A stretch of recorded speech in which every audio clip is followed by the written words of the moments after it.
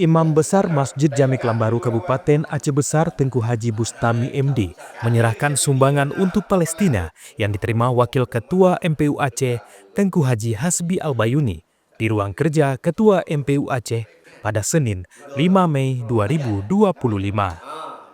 Sumbangan senilai Rp13.891.500 tersebut merupakan hasil yang dikumpulkan jamaah tarawih Masjid Jami Kelambaru pada Ramadan 1446 Hijriah lalu. Bismillahirrahmanirrahim. Assalamualaikum warahmatullahi wabarakatuh. Abu pimpinan MPU serahkan sumbangan jamaah tarawih Masjid Jami Kelambaru melalui MPU untuk disampaikan kepada saudara kita Muslim di Palestina berjumlah Rp13.891.500.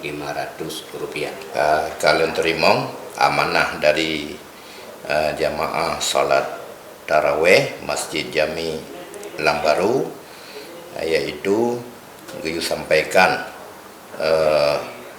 amanah berupa uang 11.800.500 rupiah untuk Palestina. Ya, terima kasih kami ucapkan kepada Abu dan jamaah tarawih Masjid Jami Kelambaru.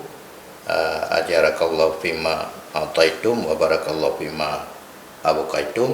Semoga bisa diikuti oleh jamaah-jamaah masjid yang lain untuk membantu saudara kedanyo di Palestina. Demikian.